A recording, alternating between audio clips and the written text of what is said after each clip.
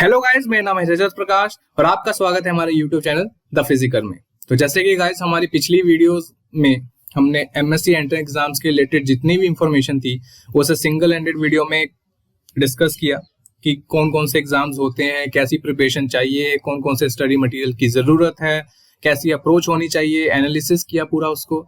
तो प्लीज उन सभी वीडियोस को भी चेकआउट करो, आपके लिए बहुत ही इंफॉर्मेटिव होगी वो वीडियोस। एंड उसके साथ साथ हमने quantum mechanics and particle physics को पैरेलली स्टार्ट किया हुआ है, ठीक है। ओरिजिन ऑफ क्वांटम मैकेनिक्स आप हमारी प्लेलिस्ट में देख सकते हैं, उसका लिंक भी मैं डिस्क्रिप्शन बॉक्स में डाल दूंगा। और इसके साथ साथ हमारे पार्टिकल फिजिक्स की 3 वीडियोस पहले ही आ चुकी हैं, ठीक है। 3 नहीं, ये तीसरी वीडियो है, पहली 2 वीडियोस आ चुकी हैं, तो उसको भी चेकआउट करो। बिकॉज मैं एक बेस बनाते हुए आगे बढ़ रहा हूँ, क्योंकि पार्टिकल फिजिक्स एक ऐसा टॉपिक है जब तक आप उसको कंसेप्ट उसके क्लियर नहीं करोगे, उसकी हिस्ट्री, उसकी ओरिजिनेशन को नहीं समझ पाओगे, तब तक आप क्वेश्चंस को नहीं सोल्व कर पाओगे, फिर क्रैमिंग लगेगा, ठीक है। क्योंकि हमारा कंसेप्ट ही यही है कि हम बेसिक से लेकर एडवांस लेवल तक सभी चीजों को डिस्कस करते हैं। तो डेट्स वाई जरूरी ये है कि शुरू से उन सारी वीडियोस को फॉलो करो। सभी वीडियोस के लिंक्स मैं डिस्क्रिप्शन बॉक्स में अवेलेबल कर दूंगा।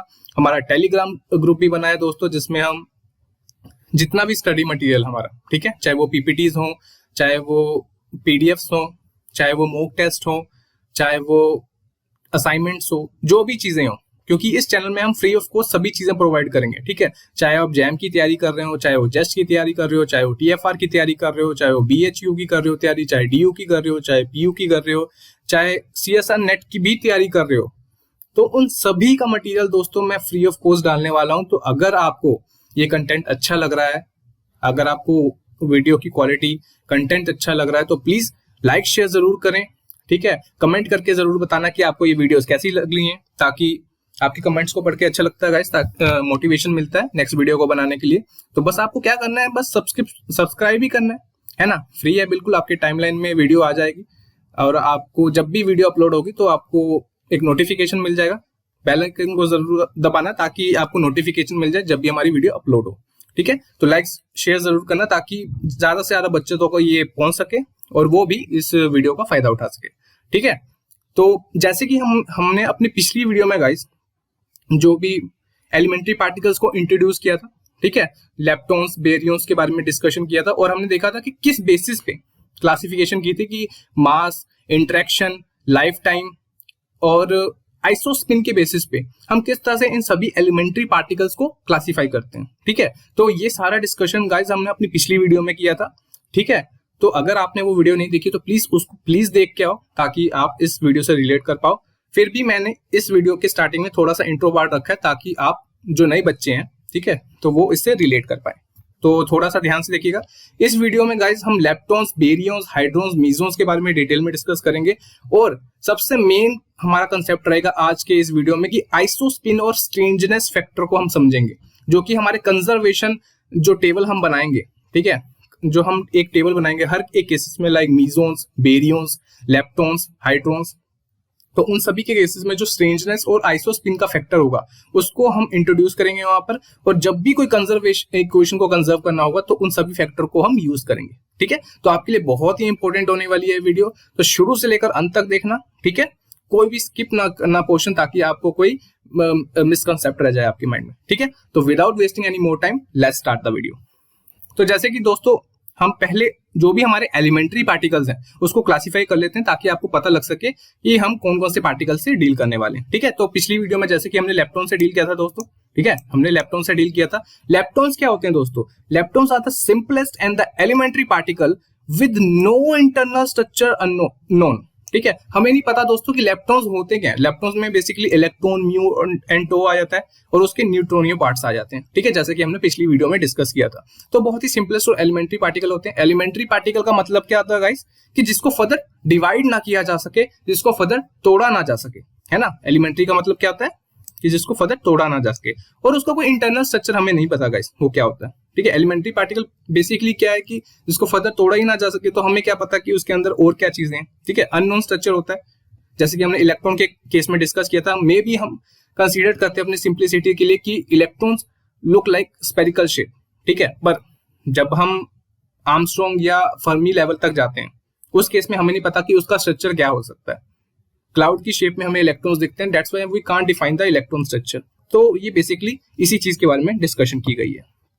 ठीक है, सबसे इंपॉर्टेंट पॉइंट यहाँ पर क्या है गाइस, सबसे पहले ये देखो, they are affected by electromagnetic weak and gravitational forces. ठीक है, जो हमारे इलेक्ट्रॉन्स होते हैं ना गाइस, वो electromagnetic weak, electromagnetic radiations, weak और ग्रेविटेशनल फोर्स से ही इंटरेक्ट कर पाते हैं, उसी से इफेक्ट हो पाते हैं, पर स्ट्रॉन्ग इंटरेक्शन से वो इफेक्ट नहीं हो पाते। सबसे इंपॉर्टेंट पॉइंट क्या है यहाँ पर कि स्ट्रॉन्ग इंटरेक्शन से हमारे इलेक्ट्रॉन्स इंटरेक्ट नहीं हो पाते हैं, और हमारे जो इलेक्ट्रोमैग्नेटिक फोर्सेज हैं, वीक फोर्सेज हैं, और हमारे जो ग्रेविटेशनल फोर्सेज हैं, इन सभी से हमारे इलेक्ट्रॉन्स इफेक्ट या इंटरेक्ट हो पाते हैं। ठीक है, फोर्सेज के बारे में हमने अपनी पहली वीडियो में डिस्कस किया था गाइस, तो प्लीज उसको भी चेकआउट करना ताकि आप समझ सको कि ये सारी चीजें कहां से डील हो रही हैं। मैं इसलिए सभी चीजों को डिटेल में डिस्कस कर रहा हूं ताकि आगे आने वाली वीडियोस में हम डायरेक्टली उन सभी पॉइंट्स को पिक कर सके वहां से। ठीक है, आई होप आपको यहाँ पर थोड़ा बहुत समझ आ गया होगा। चलो आगे मूव करते हैं। तो हमारे जो इलेक्ट्रॉन्स थे बेसिकली गाइस, वो 3 पेयर्स में थे। ठीक है, बेसिकली हमारे जो 3 पार्टिकल्स कौन कौन से थे, इलेक्ट्रॉन्स, म्यू एंड टो। ठीक है, इलेक्ट्रॉन के साथ जो हमारा पेयर बन रहा था दोस्तों, वो कौन सा था, इलेक्ट्रॉन न्यूट्रॉनियम, है ना। और म्यू के साथ हमारा जो पेयर बन रहा था वो क्या था, म्यू न्यूट्रॉनियम। और जो टो के साथ हमारा क्या बन रहा था पेयर, टो न्यूट्रॉनियम। ठीक है, तो बेसिकली वही 3 पेयर्स बन रहे थे जो इलेक्ट्रॉन्स में हमने डिस्कस किया था अपनी प्रीवियस वीडियोस में। ठीक है, तो इसको डिटेल में अभी यहाँ पर डिस्कस नहीं करेंगे क्योंकि हम उसको पहले ही डिस्कस कर चुके हैं, तो प्लीज उसको चेकआउट जरूर करना। तो इसके रिस्पेक्टिवली कोरस्पॉन्डिंग इसके एंटी पार्टिकल्स भी होते हैं, जैसे कि मैंने बोला था। तो यहाँ पर जैसे कि इलेक्ट्रॉन है, इलेक्ट्रॉन के साथ यहाँ पर क्या आ जाएगा, पॉजिट्रॉन आ जाएगा, अगर इसकी एंटी पार्टिकल के बारे में डिस्कस करेंगे, है ना। बस यही चीज है, म्यू है, म्यू नेगेटिव है, तो यहाँ पर क्या आ जाएगा, म्यू पॉजिटिव आ जाएगा अगर एंटी पार्टिकल के बारे में डिस्कस करेंगे। अगर इसका इलेक्ट्रॉन नंबर दोस्तों, अगर इलेक्ट्रॉन की बात करें, इलेक्ट्रॉन का इलेक्ट्रॉन नंबर क्या होता है, 1 के बराबर होता है। ठीक है, तो अगर हम पॉजिट्रॉन की बात करें तो उसका इलेक्ट्रॉन नंबर क्या हो जाएगा, -1 के बराबर हो जाएगा, ऑपोजिट हो जाएगा जस्ट, है ना, और कुछ नहीं है, ऐसे ही बस टेबल बन जाएगा कोरस्पॉन्डिंगली। ठीक है, तो जस्ट आपको ये पता होना चाहिए। चलो आगे मूव करते हैं, बेरियंस के बारे में डिस्कस कर लेते हैं गाइस। ठीक है, तो प्रोटॉन्स और उसके जो पार्टिकल्स होते हैं, प्रोटॉन्स और वो पार्टिकल जो हैवियर होते हैं प्रोटॉन से दोस्तों, वो इस ग्रुप में लाई करते हैं। ठीक है, मास के बेसिस पे भी हमने बेरियंस को हमने डिस्कस किया था, क्लासिफाइड किया था। ठीक है, आपको याद होगा अगर आपने हमारी प्रीवियस वीडियोस देखी होंगी, तो प्रोटॉन या उससे ज्यादा हैवियर जो पार्टिकल्स होते हैं वो इस ग्रुप में लाई करते हैं। ठीक है, प्रोटॉन्स हो गए, न्यूट्रॉन्स हो गए, उसको बेसिकली हम क्या बोलते हैं दोस्तों, न्यूक्लियॉन्स बोलते हैं, है ना। जो न्यूक्लियस के अंदर पार्टिकल्स होते हैं उसको हम क्या बोलते हैं, बेसिकली न्यूक्लियॉन्स बोलते हैं। ठीक है, और जो बाकी के जो हमारे पार्टिकल्स होते हैं उसको हम क्या बोलते हैं दोस्तों, हाइप्रोन्स बोलते हैं। ठीक है, ये आपको डिफरेंस पता होना चाहिए। जो न्यूट्रॉन और प्रोटॉन बेसिकली उन दोनों का मास क्या होता है, एक दूसरे के बराबर ही होता है। ठीक है, बस बेसिक डिफरेंस क्या होता है दोनों में कि प्रोटॉन का चार्ज होता है पॉजिटिवली और न्यूट्रॉन का कुछ चार्ज नहीं होता, वो न्यूट्रल होता है। ठीक है, बट मास कंपेरेबल होता है। दैट्स व्हाई योर न्यूक्लियस के में जो हमारा मेन पार्ट होता है वो न्यूक्लियॉन्स, वो वही कंसीडर करते हैं, और जो बाकी और भी पार्टिकल्स हो सकते हैं दोस्तों, तो उसे हम क्या बोलते हैं, हाइप्रोन्स बोलते हैं। ठीक है, तो हाइप्रोन्स बेसिकली क्या है दोस्तों, hyperons are a special case of baryons. ठीक है, और उसको हम किस तरह से कैरेक्टराइज कर सकते हैं दोस्तों, by time decay of the order of 10⁻⁻10 second. Life time के बेसिस पे भी हमने दोस्तों क्लासिफाइड किया था कि हमारे कौन से पार्टिकल किस रेंज में आएंगे। तो अगर आपने वीडियो देखी होगी तो आपको रिलेट कर पाओगे इन सभी चीजों से। ठीक है, and mass value is intermediate between the those of neutrons and neutrons. ठीक है, अगर हाइप्रोन की आपने अगर क्लासिफाई करना उसको, तो आपको क्या पता होना चाहिए कि उसका जो टाइम डिके होगा वो 10⁻⁻10 सेकंड के बीच के अप्रोक्सीमेट होगा, और उसका जो मास होगा ना दोस्तों, वो लाई करेगा किसके बीच में, न्यूट्रॉन्स एंड न्यूट्रॉन के बीच के मास के बीच में लाई करेगा। अगर ये सारी चीजें वो सेटिस्फाई कर रहा है तो इसका मतलब वो क्या है, वो एक हाइप्रोन है। ठीक है, यहां तक आई होप आपको ये समझ आ गया होगा। चलो अब हम आगे मूव करते हैं। उनका जो टाइम डिके होता है ना दोस्तों, वो काफी ज्यादा होता है as compare to the formation time. ठीक है, जो हाइप्रोन्स जो फॉर्मेशन मतलब जब वो बन रहे होते हैं तो वो कितना वो टाइम ले रहे होते हैं, 10⁻⁻23 सेकंड। ठीक है, और वहां पर आपने देखा था कि डिके होने के टाइम में वो कितना होता है उनका टाइम, 10⁻⁻10 सेकंड। तो दोनों में फर्क है दोस्तों। ठीक है, इसका जो डिके का टाइम है वो काफी ज्यादा है, उसका जो डिके का टाइम है वो काफी ज्यादा है एज कम्पेयर टू द जब वो फॉर्म हो रहा होता है। ठीक है, हाइप्रोन के केस में इट इज बिकॉज, इसका रीजन क्या है दोस्तों, it is because of this unsolved problem that these particle along with the K mesons are called strange particles. ठीक है, जब इनकी फॉर्मेशन होती है दोस्तों तो वो एक दूसरे टाइप के पार्टिकल के साथ फॉर्म्ड होता है। वो पार्टिकल्स कौन से हैं दोस्तों, के मेसॉन्स हैं, जब भी हमारे हाइप्रोन्स फॉर्म्ड होते हैं तो वो एक स्ट्रेंज पार्टिकल के साथ फॉर्म्ड होते हैं। वो स्ट्रेंज पार्टिकल को क्या नाम दिया गया, मतलब बेसिकली वो के मीजोन्स थे, उनको बेसिकली क्लासिफाइड किया गया। तो इस टाइप के पार्टिकल्स को, अनसोल्ड स्ट्रेंज पार्टिकल जिसके साथ वो फॉर्म्ड हो रहा है, उसको क्या नाम दिया गया दोस्तों, स्ट्रेंज पार्टिकल क्या नाम दिया गया। ठीक है, तो आप देख सकते हो कि हाइप्रोन्स हमारे कौन कौन से होते हैं दोस्तों, lambda, sigma, cascade particle and omega. ठीक है, इनकी एब्रीविएशन आप देख सकते हो, लैम्डा का किस तरह से है हमारा, ठीक है, सिग्मा का आप प्लस माइनस और जीरो, मतलब ये 3 चार्ज पार्टिकल्स होते हैं हमारे, एक होता है पॉजिटिवली चार्ज, एक होता है नेगेटिवली चार्ज और एक न्यूट्रल मतलब जीरो चार्ज। ठीक है, इसको हम बोलते हैं दोस्तों, जो आप 11 ये रोमन न्यूमरल में जैसे हम 11 लिखते हैं ना, उसी तरह का इसका एब्रीविएशन होता है, बट इसको हम इस तरह से एब्रीवेट करते हैं, मतलब एक जीरो चार्ज होता है, एक नेगेटिव चार्ज होता है। तो इस पार्टिकल को हम क्या बोलते हैं दोस्तों, कास्केड पार्टिकल। क्या बोलते हैं, कास्केड पार्टिकल। और ये जो हमारा पार्टिकल है दोस्तों, जो दूसरा है वो ओमेगा, ये आपने देखा भी होगा। ठीक है, ओम्स लॉ में जिस तरह से एब्रीवेट करते हैं, ये ओमेगा है, पर ये नेगेटिवली चार्ज वाला होता है। ठीक है, तो हमारे जो हाइप्रोन्स बेसिकली उनका जो क्या होता है, फॉर्मेशन टाइम हमारा बहुत कम होता है as compare to the decay time. ठीक है, तो डिके के दौरान जो पार्टिकल्स हमारे निकलते हैं, अननोन पार्टिकल्स, उनको हम क्या बोलते हैं दोस्तों, स्ट्रेंज पार्टिकल बोलते हैं। ठीक है, यहां तक आई होप आपको समझ आ गया होगा। और ये हाइप्रोन्स हमारे कुछ इस तरह से होते हैं। ठीक है, हमारे 4 हाइप्रोन्स होते हैं, lambda, sigma, cascade particle and omega. ठीक है, ये हाइप्रोन्स की कैटेगरी में आती हैं। और न्यूक्लियंस कौन से होते हैं दोस्तों, प्रोटॉन्स एंड न्यूट्रॉन्स। उससे जो ज्यादा जो हमारे पार्टिकल्स का मास होता है, उसको हम हाइप्रोन्स में क्लासिफाइड करते हैं। यहां तक आप लोग को समझ आ गया होगा आई होप। चलो हम आगे मूव करते हैं। चलो मीजोन्स के बारे में डिस्कस कर लेते हैं दोस्तों।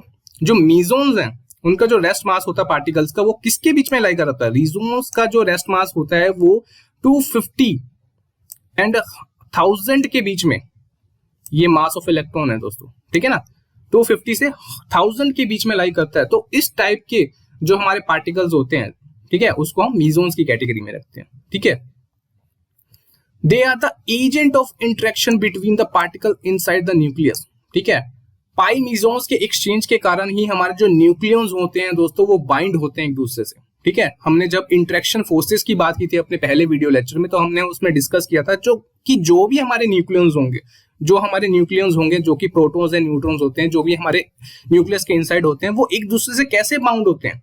जो न्यूक्लियस फोर्स पैदा होती है just because of the exchange of some particles, वो एक्सचेंज पार्टिकल कौन से थे दोस्तों, पाई मीजोन्स थे। यहाँ पर वही चीजों का डिस्क्रिप्शन दिया गया। ठीक है, तो मीजोन्स कौन कौन से होते हैं दोस्तों, मीजोन्स की भी अपनी कैटेगरीज होते हैं। कौन कौन से पार्टिकल्स इसकी कैटेगरी में आते हैं, पायोन्स। पायोन्स भी कितने चार्जेस के होते हैं, पाई पॉजिटिव मीजोन्स, पाई जीरो मीजोन, पाई नेगेटिव मीजोन। ठीक है, तो इसको पायोन्स बोलते हैं। ठीक है, अगर हम कायोन्स की बात करें तो ये के से एब्रीवेट होता है, और 2 चार्जेस होते हैं इसके दोस्तों, एक न्यूट्रल होता है और एक हमारा पॉजिटिवली चार्ज होता है। ठीक है, तो इसको हम कायोन्स बोलते हैं। और ये हमारा फाइनली एक होता है ईटा। ठीक है, ईटा जो कि न्यूट्रल होता है। ठीक है, तो हमारे 3 टाइप के हमारे मीजोन्स होते हैं दोस्तों, आपने देख लिया यहाँ पर, पायोन्स, कायोन्स एंड ईटा। ठीक है, वहां पर आपने जैसे कि देखा था कि हाइप्रोन्स हमारे होते हैं 4 टाइप के। ठीक है, lambda, sigma and cascade particle and omega. तो उसी तरह यहाँ पर हमारे मीजोन्स भी 3 टाइप के होते हैं, पाई मीजोन्स, के मीजोन्स एंड ईटा। ठीक है, बेरियंस एंड मीजोन्स को अगर हम एक साथ जोड़ दें दोस्तों, अगर बेरियंस और मीजोन्स को एक साथ जोड़ दें तो हम उसको क्या बोलेंगे दोस्तों, हाइड्रोन्स बोलेंगे। क्या बोलेंगे, हाइड्रोन्स बोलेंगे। ठीक है, ये बहुत ही इंपॉर्टेंट पॉइंट है। प्लीज इन सभी चीजों को जो मैं हाईलाइट करके रखा हुआ है, मैंने अलग स्केच से इसको हाईलाइट करके लिखे हैं सभी चीजों को, उसको प्लीज नोट डाउन कर लेना, ताकि आगे आने वाली वीडियोस में या आगे आने वाले क्वेश्चंस में आपको कोई डाउट ना रहे। ठीक है, चलो आगे मूव करते हैं। तो जैसे कि आज की वीडियो का जो मेन हाईलाइट क्वेश्चन है दोस्तों, वो हमारा आइसोस्पिन एंड स्ट्रेंजनेस फैक्टर है। ठीक है, इसी फैक्टर को समझते हुए आगे जो भी हम टेबल्स बनाएंगे उसके बेसिस पे हम सभी क्वेश्चंस को सोल्व करेंगे। ठीक है, अभी हम सारी थ्योरी को कवर कर रहे हैं, ताकि आगे आने वाली वीडियोस में जितने भी हम असाइनमेंट्स या एमसीक्यू क्वेश्चंस करें उसमें आपको कोई दिक्कत ना हो। ठीक है, सभी क्वेश्चंस इंट्रोड्यूस करेंगे, बस आपको अभी थ्योरी समझनी है। ठीक है, तो आइसोस्पिन की बात कर लेते हैं दोस्तों।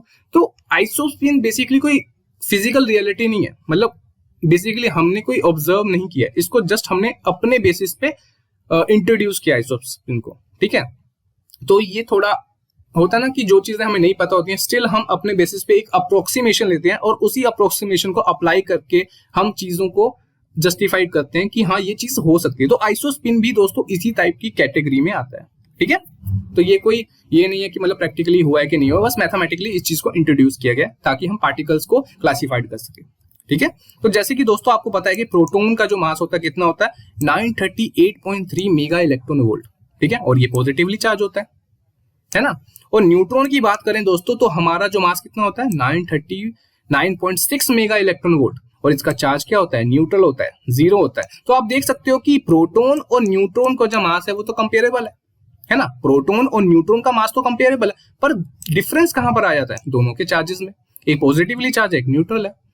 तो इस तरह से मास फैक्टर को यहाँ पर तो इग्नोर किया जा सकता है, क्योंकि मास के बेसिस पे हम तो इसको डिस्टिंग्विश नहीं कर सकते इन द माइक्रोस्कोपिक लेवल। तो डिस्टिंग्विश कहां पर होगा, चार्जेस के बेसिस पे ही हो सकता है, ठीक है। यहाँ पर मैंने लिख भी दिया, फॉर ए गुड अप्रोक्सीमेशन हम इग्नोर कर सकते हैं किसको, मास डिफरेंस को, ठीक है। तो आइसोस्पिन के फैक्टर को थोड़ा अच्छे से समझने की कोशिश करते हैं। थोड़ा सा मैं एग्जांपल दूंगा ताकि आपका बेस बने, और क्यों इंट्रोड्यूस करना पड़ा आइसोस्पिन को वो भी हम डिस्कस करेंगे अभी, ठीक है।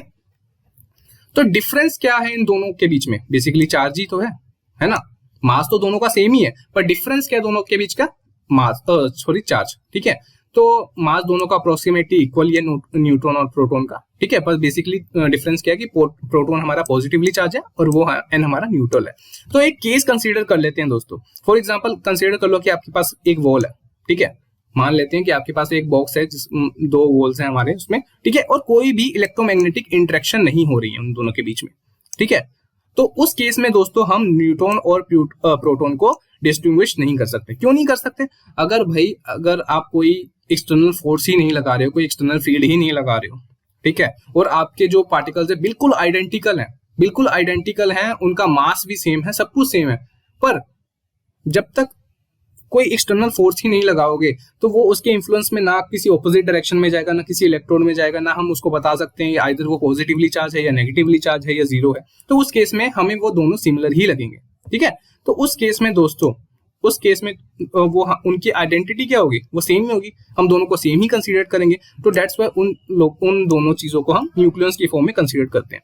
तो वो जो वॉल था दोस्तों वो न्यूक्लियस था, और उसके अंदर जो पार्टिकल्स थे जब कोई इलेक्ट्रोमैग्नेटिक रेडिएशन इंटरेक्ट नहीं कर रही थी तो वो पार्टिकल सिमिलर ही लग रहे थे, जिसको हम न्यूक्लियस के केस में कंसीडर करते हैं। तो प्रोटॉन न्यूट्रॉन वही केस था हमारा दोस्तों, जो बॉल के अंदर without any electromagnetic radiation freely move कर रहा है, ठीक है। तो उस केस में उसको हम सेम ही कंसीडर करते हैं। बट जब चार्जेस को हम इंट्रोड्यूस कर देते हैं तो उस केस में हम डिफरेंसेस ले आते हैं और हम कहते हैं ये प्रोटॉन है और न्यूट्रॉन है। तो डिफरेंस पता कैसे लगा, वो आइसोस्पिन के बेसिस पे पता लगा, ठीक है। तो nucleons can be differentiated by a property, कौन सी प्रॉपर्टी, जो बार बार अभी मैं डिस्कस कर रहा हूं, वो आइसोस्पिन के बेसिस पे ही हम डिफरेंस कर सकते हैं। मास के बेसिस पे हम डिफरेंस नहीं कर सकते, जब कोई इलेक्ट्रोमैग्नेटिक इंटरेक्शन नहीं हो रही है तब भी हम डिस्कस नहीं कर सकते, ठीक है। तो किसके बेसिस पे हम कर सकते हैं, आइसोस्पिन के बेसिस पे, ठीक है।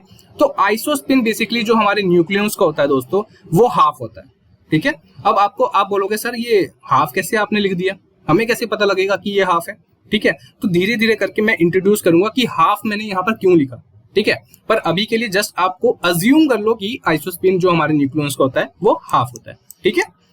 और जो ये जो I3 लिखा है दोस्तों, I3 का मतलब यहाँ पर क्या है, थर्ड कंपोनेंट ऑफ आइसोस्पिन। जो I3 का मतलब क्या होता है, third component of isospin, okay. तो यहाँ पर आप देख सकते हैं जो थर्ड कंपोनेंट ऑफ आइसोस्पिन है उसकी जो वैल्यू कहां से कहां वेरी कर रही है दोस्तों, +I से -I के बीच में, ठीक है। मतलब जो आइसोस्पिन की जो वैल्यू है +I थर्ड कंपोनेंट की, वो कहां से कहां वेरी करेगी, +I से -I के बीच में करेगी विद द डिफरेंस ऑफ 1। ये बहुत ही इंपॉर्टेंट फैक्टर है, ठीक है। ये नहीं कि अगर मान लो कि हमारी वैल्यू है -½ से हाफ तक वेरी कर रही है, ठीक है, -½ से हाफ तक वेरी कर रही है, तो उसके बीच का अगर हमने टोटल वैल्यूज लिखनी है तो हम -½ से हाफ ही लिखेंगे, क्योंकि बेसिक डिफरेंस तो 1 ही है ना। कई बच्चे होते हैं कि वो -½ 0 +½ भी लिख के आ जाते हैं, ठीक है। ये नहीं कि जितना वो 0 तक जा रहा है एक स्केलर फैक्टर को फॉलो करते हुए आगे बढ़ना, ऐसे नहीं होना है। फॉर एग्जाम्पल -1 to 1 हो रहा है, ठीक है, तो उसमें 0 तो लिख सकते हैं क्योंकि +1 का फैक्टर तो आ रहा है, -1 0 +1, तो ऐसा इसको कॉपी करते हुए मत चल जाना, ठीक है। ये बहुत ही इंपॉर्टेंट फैक्टर है। तो जैसे कि आप देख सकते हैं दोस्तों कि आइसोस्पिन हमारा, यहाँ पर आप प्रोटॉन का देख सकते हो +½ यहाँ पर मैंने लिखा हुआ है और न्यूट्रॉन का यहाँ पर -½ लिखा हुआ है। आपके में भी कंफ्यूजन आ रही है कि भाई ये +½ प्रोटॉन का कैसे लिख दिया, -½ न्यूट्रॉन का कैसे लिख दिया। तो ये सारी चीजें मैं अभी जस्ट डिस्कस करने वाला हूँ कि किस तरह से मैंने +½ और -½ यहाँ पर लिख दिया, ठीक है, जस्ट ये रिप्रेजेंटेशन है ताकि आपको थोड़ा सा आइडिया मिल जाए कि आगे आने वाली जो स्लाइड्स होंगी उसमें हम कैसे हर एक पार्टिकल के लिए अलग आइसोस्पिन और थर्ड कंपोनेंट ऑफ आइसोस्पिन को लिखने वाले हैं। ठीक है, तो इसका जो रिप्रेजेंटेशन होता है दोस्तों कुछ इस तरह से होता है। आपने अगर क्वांटम मैकेनिक्स में टूल्स ऑफ क्वांटम मैकेनिक्स में कैडबरा वेक्टर पढ़ा होगा तो उसमें आपने देखा होगा कि किस तरह से हम लिखते हैं। ठीक है, तो ये बेसिकली कैड वेक्टर है। ठीक है, तो इस तरह से आप देख सकते हो कि यहाँ पर फर्स्ट कंपोनेंट हमारा आइसोस्पिन है और सेकंड कंपोनेंट हमारा थर्ड कंपोनेंट ऑफ आइसोस्पिन है। तो इस तरह की इसकी रिप्रेजेंटेशन होती है। ठीक है, तो फॉर एग्जांपल प्रोटॉन की बात करेंगे तो आपको यहाँ पर मैंने जैसे कि पता बोल दिया कि जो आई है, आई बेसिकली जो आइसोस्पिन ऑफ न्यूक्लियॉन्स है वो क्या है, हाफ है। ठीक है, तो यहाँ पर हाफ हाफ तो दोनों के केस में यहाँ पर लिख दिया, चाहे वो न्यूट्रॉन हो या प्रोटॉन हो। पर जो थर्ड कंपोनेंट है हमारा आइसोस्पिन, ठीक है, थर्ड कंपोनेंट ऑफ आइसोस्पिन जो कि हमारा प्रोटॉन के केस में वो क्या है, प्लस हाफ, तो यहाँ पर हमने प्लस हाफ लिख दिया। ठीक है, जैसे कि आप देख सकते हैं न्यूट्रॉन के केस में I3 हमारा क्या माइनस हाफ, तो यहाँ पर माइनस हाफ लिख दिया। तो इस तरह से इसकी रिप्रेजेंटेशन हमने कर दी। तो ये तो थी representation just for the nucleons. मैंने पहले बता दिया I की वैल्यू जो होती है हमारे न्यूक्लियॉन्स के लिए वो हाफ होती है, और I3 को हमने डिस्टिंग्विश किया कि हाफ होती है प्रोटॉन के लिए और माइनस हाफ होती है न्यूट्रॉन की। रिप्रेजेंटेशन भी यहाँ पर बता दी उसी के बेसिस पे। पर I कैसी ये सारी चीजें वो भी हम डिस्कस करेंगे अब यहाँ पर। बहुत ही इंपॉर्टेंट है, ध्यान से सुनिएगा थोड़ा सा। ठीक है, तो जैसे कि आपको पता है दोस्तों कि हर एक पार्टिकल की अपनी एक डीजनरेसी होती है। ठीक है, जैसे फॉर एग्जांपल राम और श्याम दो हो गए पार्टिकल। ठीक है, कंसीडर कर लेते हैं कि दो पार्टिकल्स हैं राम और श्याम। ठीक है, हुलिया, पहनने रहने सहने का ढंग, पहनने का ढंग सब कुछ सेम है। ठीक है, आवाज भी सेम है, दिखने में भी सेम है, सेम हेयर स्टाइल, सब कुछ सेम है। ठीक है, कोई डिस्टिंग्विश नहीं कर सकता अनटिल जब तक हम उनका नाम ना रख दें, ये राम है ये श्याम है। ठीक है, या एक हल्का सा मार्क लगा दें कि हाँ ये राम है ये श्याम है। तो मतलब कहने का मतलब अगर आप किसी अनजान के पास उसको लेके जाएंगे, माँ बाप तो उसको डिस्टिंग्विश कर लेंगे, पर किसी अनजान के पास वो चल जाए तो उसकी डीजनरेसी क्या होगी, दो होगी। मतलब एक ही जैसे दो हमारे पास पार्टिकल हैं। तो सेम यहाँ पर भी होता है कि माइक्रोस्कोपिक लेवल पे जब हम क्वांटम रेलम में जाते हैं तो वहां पर डीजनरेसी फैक्टर भी देखते हैं, क्योंकि हर पार्टिकल सेम ही दिखता है, पर according to the different properties हम उसको डिस्टिंग्विश करते हैं। तो उसको हम क्या बोलते हैं दोस्तों, मल्टीप्लेट्स बोलते हैं। मतलब कितने उसके और भी हु बहु चेहरे हो सकते हैं या हु बहु पार्टिकल हो सकते हैं। डीजनरेसी का मतलब होता है सेम टाइप ऑफ पार्टिकल्स, है ना, जो रिपीट कर रहे हैं अपने आप को। तो नंबर ऑफ पार्टिकल्स को अगर आपने फाइंड करना है दोस्तों तो उसका फॉर्मूला क्या होता है, 2i+1। इसको नोट डाउन कर लो, बहुत ही इंपॉर्टेंट फॉर्मूला है। ठीक है, 2i+1, आई यहाँ पर आइसोस्पिन को डिनोट करता है दोस्तों।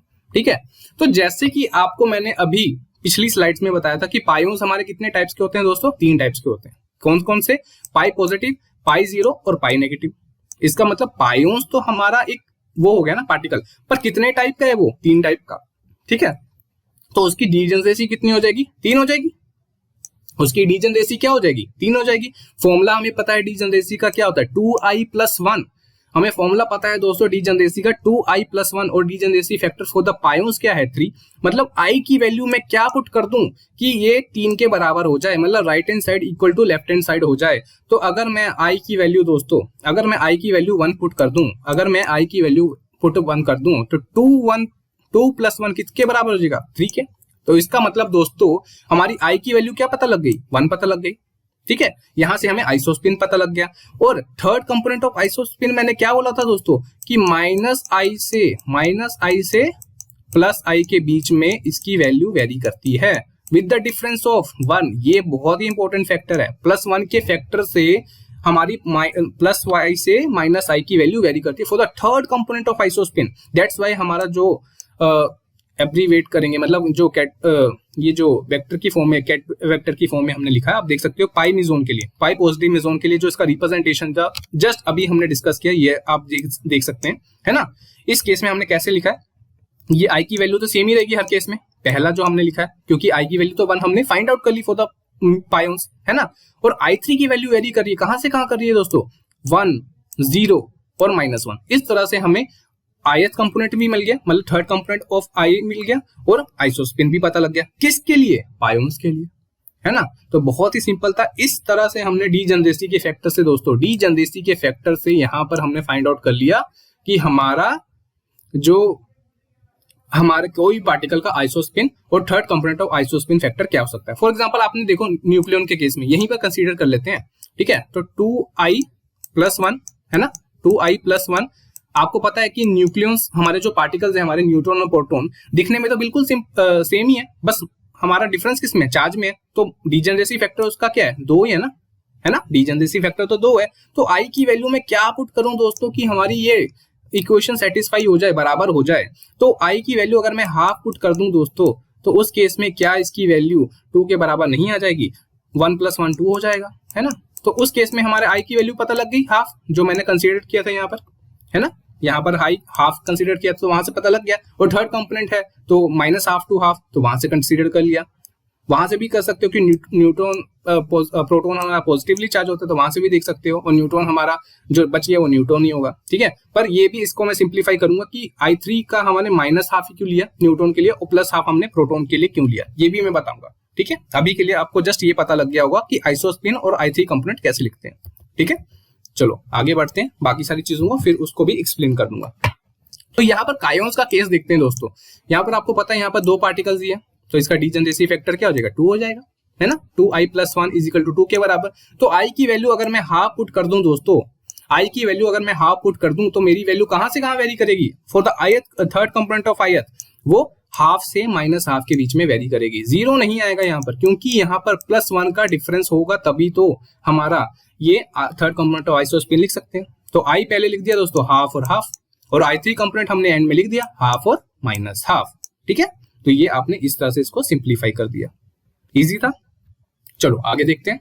उसी तरह से हम सिग्मा मेसोन्स के बारे में देख लेते हैं दोस्तों। ये जो रिप्रेजेंटेशन है आप देख सकते हैं ये सिग्मा की है, और ये हमारे मेसोन्स की कैटेगरी में आते हैं। तो कौन कितने टाइप की हमारी इसकी डीजेनरेसी है दोस्तों, 3 टाइप के पार्टिकल्स होते हैं हमारे, पॉजिटिवली चार्ज, 0 और नेगेटिवली चार्ज, ठीक है। तो 3 टाइप की डीजेनरेसी है इसकी।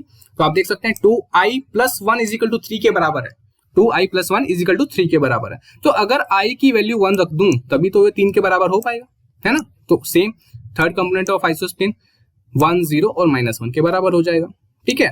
तो यहाँ पर आप देख सकते हो कि यहाँ पर हमें इसका रिप्रेजेंटेशन मिल गया फॉर द सिग्मा मेसोन्स के लिए, ठीक है। सारा कुछ सेम है दोस्तों, कोई डिफिकल्ट टास्क नहीं है ये। सिमिलरली हमारे जो कास्केड मेसोन्स है, क्योंकि मेसोन्स की कैटेगरी को मैं डिफाइन कर चुका हूँ दोस्तों, और हम हाइप्रोन की भी कैटेगरी को डिफाइन कर चुके हैं। तो ये सारी चीजों को हम क्लासिफाई करें just because to find out the all the isospin and the third component of isospin of the hyperons and the mesons, ठीक है। तो यहाँ पर कास्केड मेसोन को देख सकते हो, यहाँ पर भी ये 2 ही है हमारे, ठीक है, 2 ही हमारे कास्केड पार्टिकल्स होते हैं, तो उनकी डीजेनरेसी भी 2 होगी, ठीक है। I की वैल्यू हाफ पुट करेंगे तभी हमारी I की वैल्यू ये मतलब इस right hand side = left hand side equation को सेटिस्फाई कर पाएगा। I3 की value -I2 +I2 -I he very करेगी विद द डिफरेंस ऑफ 1। तो उसी के बेसिस पे दोस्तों हमने ये हमारे कास्केड पार्टिकल को डिफाइन कर लिया, ठीक है। बहुत ही सिंपल था, सारी चीजें बार बार रिपीट हो रही है, जस्ट मैं इन सभी केसेस को इसलिए इंट्रोड्यूस कर रहा हूं ताकि आपको सभी फैक्टर्स सही से दिख पाए, ठीक है। उसी तरह से हमारे डेल्टा पार्टिकल्स भी होते हैं, ये आप देख सकते हो क्वाड्रुपलेट बोलते हैं इसको, क्वाड्रुपलेट, ठीक है। यहाँ पर 4 हैं तो इसलिए क्वाड्रुपलेट, ठीक है। थोड़ा रंबल हो रहा है तो फिर भी आप एडजस्ट कर लेगा। तो यहाँ पर आप देख सकते हैं कि टेट्रा तो यहाँ पर आप देख सकते हैं डेल्टा हमारे पास है, तो यहाँ पर 2 चार्ज वाले 2 पॉजिटिवली चार्ज हमारे वाले पार्टिकल्स हैं डेल, यहाँ पर 1 पॉजिटिवली चार्ज वाला डेल है और एक हमारा 0 और एक नेगेटिवली। तो इसका मतलब इसका जो डीजेनरेसी फैक्टर है वो 4 के बराबर है, ठीक है, 4 के बराबर है। तो 2I + 1 अगर 4 के बराबर है दोस्तों, तो कौन सा I का वैल्यू पुट करूं कि हमारी ये 4 के बराबर हो जाए, तो वो 3/2 ही होगा, है ना। 2 × 3/2 + 1 करोगे तो वो 4 के बराबर हो जाएगा, ठीक है। +1 का फैक्टर आ रहा है दोस्तों, यहाँ पर देख सकते हो हर केस में +1 का फैक्टर आ रहा है, दैट्स वाई हमारी 4 कैटेगरी में डिवाइड हो गया I3 की वैल्यू। तो जस्ट उसको सीक्वेंस वाइज वहीं पर पुट करते रहो और आपकी सारी जो ये रिप्रेजेंटेशन है उसी के बेसिस पे क्लासिफाइड हो जाएगी, ठीक है। या आई होप आपको यहाँ तक समझ आ रहा है, सारा कुछ इजी है सब कुछ। तो यहाँ तक सब चीजें सही हो रही थी, ठीक है। तो यहाँ पर एक हमारे साइंटिस्ट थे गेलमैन निशिजना, ठीक है। तो उन्होंने एक रिलेशन दिया जिसको उन्होंने नाम दिया गेलमैन निशिजना रिलेशन, ठीक है। ये रिलेशन प्लीज नोट डाउन कर लो, बहुत ही इंपॉर्टेंट है। यहाँ पर आप देख सकते हो Q = I3 + B/2। यहाँ पर Q चार्ज को डिनोट करता है दोस्तों, I3 हमारा थर्ड कंपोनेंट ऑफ आइसोस्पिन को डिनोट करता है, B is the baryon number and 2 is the numerical number, ठीक है। तो ये अगर आपको रिलेशन पता होगा दोस्तों तो उसके बेसिस पे आप फाइंड आउट कर सकते हो कि आइदर आपका जो बी की वैल्यू क्या हो सकती है, I3 के कंपोनेंट की वैल्यू क्या हो सकती है, ये Q की वैल्यू, मतलब आपको दो अगर वैल्यूज पता होंगी तो तीसरी वैल्यू फाइंड आउट कर सकते हो with the help of this relation. ठीक है, फॉर एग्जांपल हम बेरियंस की बात करें, अगर हम बेरियंस की बात करें दोस्तों तो हमारे बेरियंस में क्या है, प्रोटॉन्स एंड न्यूट्रॉन्स। ठीक है, जो न्यूक्लियॉन्स है हमारे बेसिकली। ठीक है, तो आप चार्ज तो आपको पता है कि प्रोटॉन तो हमारा पॉजिटिवली चार्ज होता है +1 एंड न्यूट्रॉन हमारा न्यूट्रल होता है। ठीक है, अगर I3 की बात करें दोस्तों, आपको पता है I3 हमारा +½ होता है फॉर द प्रोटॉन एंड -½ होता है फॉर द न्यूट्रॉन। ठीक है, ये सारी चीजें पता है आपको। तो अगर आप इसके बेसिस पे क्लासीफाई करना चाहते हैं, फॉर एग्जांपल या इस रिलेशन के बेसिस पे इसको अप्लाई करके देखते हैं कि ये चीजें जस्टिफाई भी हो रही है कि नहीं हो रही हैं। तो Q = I3 plus baryon number, क्योंकि आपको पता है कि प्रोटॉन और न्यूट्रॉन क्या है दोस्तों, आपके बेरियंस हैं। ठीक है, तो बेरियन नंबर इस केस में क्या हो जाएगा, 1 हो जाएगा। ये तो हमने अपनी पहली वीडियो में ही डिस्कस कर लिया था। ठीक है, तो चार्ज पता है दोस्तों, अगर आपको क्या कहते हैं चार्ज पता है तो आप I3 भी निकाल सकते हैं। ठीक है, तो इसके बेसिस पे थर्ड कंपोनेंट है दोस्तों, जो मैंने बोला था +½ और -½ कैसे आ रहा है, तो इस रिलेशन के बेसिस पे आप फाइंड आउट कर सकते हो। आपको पता है कि प्रोटॉन को जो चार्ज होता है क्या होता है, +1 होता है, और हाफ अगर यहाँ पर जाएगा दोस्तों 1 - ½ तो वो किसके बराबर हो जाएगा, I3 के बराबर हो जाएगा। ठीक है, तो यहाँ से आपको पता लग गया कि प्रोटॉन का जो चार्ज I3 कंपोनेंट होगा वो +½ हो जाएगा। ठीक है, और यहाँ पर अगर देखोगे न्यूट्रॉन के केस में दोस्तों चार्ज आपका क्या हो जाएगा, 0 हो जाएगा। I3 कंपोनेंट निकालना है दोस्तों, आपने I3 कंपोनेंट निकालना है, तो I3 यहाँ पर एज इट इज, और यहाँ पर तो हाफ रहेगा क्योंकि बेरियन नंबर B है 1। ठीक है, तो यहाँ पर I3 की वैल्यू यहाँ पर क्योंकि हाफ यहाँ पर चल जाएगा, तो I3 की वैल्यू क्या आ जाएगी, -½ हो जाएगी। तो यहाँ से हमें दोस्तों पता चला, गेलमैन-निशिज़िना रिलेशन से हमें पता लगा कि I3 जो कंपोनेंट है फॉर द डिफरेंट पार्टिकल्स वो +½ -½ 0 किसके लिए आ रहा है। ठीक है, तो ये रिलेशन बहुत ही इंपॉर्टेंट है फाइंड आउट करने के लिए किसी भी थर्ड फैक्टर को, अगर आपके पास दो वैल्यूज पता होंगी, आइदर चार्ज या बेरियन नंबर या आपके पास third component of isosphere. I hope आपको यहां से पता लग गया होगा कि आई की वैल्यू हम कैसे निकाल दें। आई की वैल्यू निकालने के लिए बेसिकली हम डीजेनरेसी फैक्टर को यूज करते हैं। ठीक है, डीजेनरेसी फैक्टर जो भी ये सारी वैल्यूज हैं इसके बेसिस पे हम आई की वैल्यू निकालते हैं। अगर हमने डिस्टिंग्विश करना है कि I3 की वैल्यू +½ -½ ये 0 कहां पर आ रही है, तो हम गेलमैन-निशिज़िना रिलेशन को यूज करके, जो कि ये वाला रिलेशन है, तो कोई भी दो वैल्यूज अगर आपको पता होंगी तो उसके बेसिस पे आप थर्ड कंपोनेंट को निकाल सकते हो। Is it clear to you? बहुत ही सिंपल था रिलेशन, बस आपको पता होना चाहिए और उसके बेसिस पे सभी जो रिलेशंस हैं उसके बेसिस पे सारी वैल्यूज आप निकाल सकते हो। ठीक है, फॉर एग्जांपल मीजोन्स ले लेते हैं। ठीक है, मीजोन के केस में पाई मीजोन्स ले रहे हैं दोस्तों, तो आप देख सकते हैं पाई पॉजिटिव, पाई 0 और पाई नेगेटिव। ठीक है, इसका चार्जेस आपको क्या पता ही है कि यहाँ पर पॉजिटिवली चार्ज दिख ही रहा है तो +1, यहाँ पर न्यूट्रल है तो 0 है, -1 -1। I3 कंपोनेंट की बात करें दोस्तों, तो आप इस रिलेशन से आप देखो, यहाँ पर ध्यान से देखो, मीजोन्स आपके हैं दोस्तों, और यहाँ पर रिलेशन क्या है हमारा, बेरियंस का। इसको थोड़ा सा साफ कर देता हूँ ताकि सही से देख पाओ। ठीक है, तो आप देख सकते हो जैसे कि ये रिलेशन बेसिकली बेरियंस के लिए, मीजोन्स के लिए नहीं है। तो मीजोन्स की बात हो रही है दोस्तों, मीजोन्स की बात हो रही है तो बेरियन नंबर तो उस केस में 0 ही होगा, है ना। इसका मतलब इस रिलेशन में Q = I3 के बराबर हो जाएगा, क्योंकि इस केस में हमारा बेरियन नंबर तो 0 के बराबर हो गया। ठीक है, क्योंकि मीजोन्स की बात हो रही है ना। तो बेसिकली जो आपकी Q की वैल्यू होगी वही आपकी I3 की वैल्यू होगी। तो आप Q की वैल्यू क्या है यहाँ पर, +1, तो यहाँ पर I3 की वैल्यू भी +1। अगर आपकी Q की वैल्यू 0 है तो I3 की वैल्यू भी 0 है। अगर आपकी Q की वैल्यू क्या है, -1 है, तो I3 की वैल्यू भी -1 है। ठीक है, तो मीजोन्स के केस में Q की वैल्यू जो होगी वही आपकी I3 की वैल्यू होगी। ठीक है, जब हम टेबल भी बनाएंगे, इसका पूरा टेबल बनाएंगे, तब भी आपको ये रिलेट हो जाएगा कि जो Q की वैल्यू होगी और I3 की वैल्यू सेम होगी in the case of mesons only, not in the baryons and leptons. ठीक है, is it clear to all of? चलो अब लैम्डा की बात करते हैं दोस्तों। लैम्डा जो कि बेरियंस के केस में ही आता है। ठीक है, तो उस केस में भी उसका बेरियन नंबर 1 के बराबर होता है। ठीक है, आपको पता है लैम्डा 0 ही है, न्यूट्रल है, तो उसका डीजेनरेसी फैक्टर तो 1 के बराबर ही होगा, है ना। तो क्या वैल्यू पुट करूं कि ये 1 के बराबर आ जाए, तो आई की वैल्यू अगर आप 0 पुट करोगे दोस्तों, आई की वैल्यू अगर आप 0 पुट करोगे तभी तो I3 की वैल्यू और सॉरी डीजेनरेसी फैक्टर सेटिस्फाई हो पाएगा, है ना। तो मतलब I3 की वैल्यू कहां से वैल्यू करती है दोस्तों, -i to +i, तो यहाँ पर I की वैल्यू 0 है तो I3 की वैल्यू भी 0 हो गई। ठीक है, तो अगर हम गेलमैन-निशिज़िना रिलेशन में अगर इसको पुट करने की कोशिश करेंगे, जो कि हमारा क्या था, Q = I3 + B/2, है ना, तो I3 की वैल्यू भी 0 है दोस्तों, Q की वैल्यू भी 0 है, पर बेरियन नंबर तो है तो 1 आ जाएगा, मतलब हाफ। तो क्या ये रिलेशन सेटिस्फाई हो रहा है इस केस में? आप देखो left hand side is equal to right hand side हो रहा है, नहीं सेटिस्फाई हो रहा है दोस्तों। तो सभी के केस में तो हो रहा था, मीजोन्स के केस में हो रहा था, न्यूक्लियॉन्स के केस में हो रहा था, और कुछ कुछ हमारे जो बेरियम्स थे वो भी सेटिस्फाई कर रहे थे। पर एक बेरियम था जो कि लैम्डा था, उस केस में हमारा ये गेल्मन-निशिजिना रिलेशन सेटिस्फाई नहीं हो रहा था दोस्तों, है ना। तो वहां से पता लगा कि कोई तो एक ऐसी प्रॉपर्टी है जो मिसिंग है, जो हर एक पार्टिकल के लिए एप्लीकेबल नहीं है, कुछ कुछ पार्टिकल के लिए अप्लाई हो पा रही है, ठीक है। तो वो फैक्टर कौन सा था दोस्तों? स्ट्रेंजनेस फैक्टर था। वो कौन सा फैक्टर था? स्ट्रेंजनेस फैक्टर था। तो जितने बहुत सारे पार्टिकल्स डिस्कवर किए दोस्तों, उनकी स्पेशलिटी भी बताई गई, ठीक है। तो सबसे एक स्ट्रेंज बात देखी गई एक पार्टिकल्स के दौरान, मतलब एक फिनोमेना के दौरान, कि जब उनकी फॉर्मेशन हो रही थी तब वो स्ट्रॉन्ग इंटरेक्शन के थ्रू फॉर्म हो रहे थे। जब वो फॉर्म्ड हो रहे थे कोई भी पार्टिकल, कोई भी मतलब फिनोमेना हो रहा है, तो वो स्ट्रॉन्ग इंटरेक्शन के थ्रू हो रहे थे। पर जब वो डिके हो रहे थे तो वो वीक इंटरेक्शन के थ्रू डिके हो रहे थे।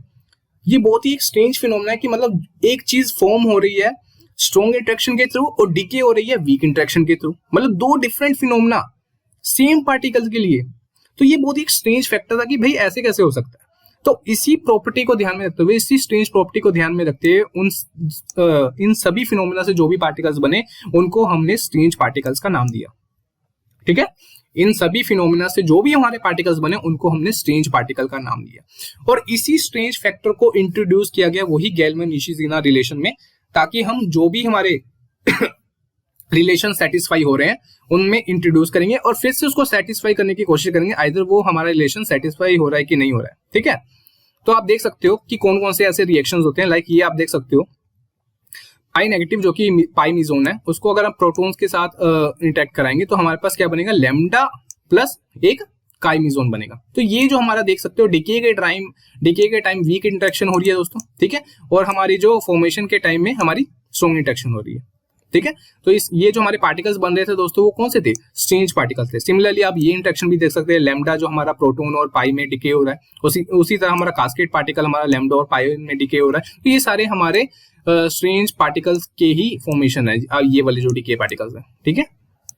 तो ये आपको एक जस्ट एग्जांपल दे दिया ताकि आप समझ पाओ कि ये सारे पार्टिकल कौन कौन से इसमें इंक्लूड हो रहे थे, ठीक है। तो गेल्मन-निशिजिना ने क्या किया, अपने जो ओरिजिनल जो हमारा उनका जो रिलेशन था Q is equal to I3+B/2, उसमें उन्होंने सिंपल एक मॉडिफिकेशन किया। कौन सा किया? उन्होंने उसमें स्ट्रेंजनेस फैक्टर को इंट्रोड्यूस कर दिया, ठीक है, क्योंकि स्ट्रेंज पार्टिकल की स्ट्रेंजनेस प्रॉपर्टी थी, उसको इंट्रोड्यूस करना जरूरी था और उसके नंबर को फाइंड आउट करना जरूरी था, ठीक है।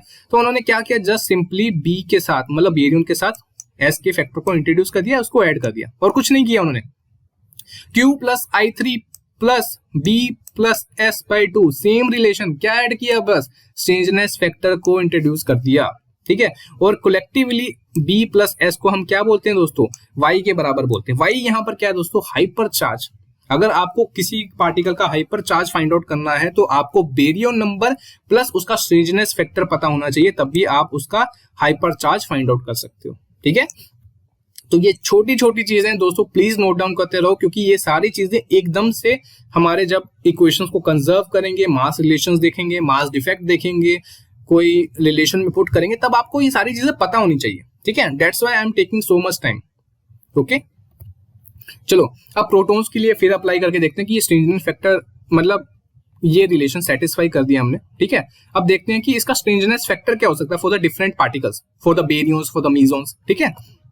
तो आप देख सकते हो यहां पर कि प्रोटॉन के केस में जो चार्ज होता है +1 होता है, आपको पता है उसका थर्ड कंपोनेंट ऑफ आइसोस्पिन क्या होता है? हाफ के बराबर होता है, ठीक है। बेरियम नंबर आपको पता है 1 के बराबर है। स्ट्रेंजनेस फैक्टर आपने फाइंड आउट करना है विद दिस रिलेशन, ठीक है। तो इन सभी को सोल्व करोगे तो उसका स्ट्रेंजनेस फैक्टर पता लग गया फॉर द प्रोटॉन, वो क्या होता है? 0, ठीक है।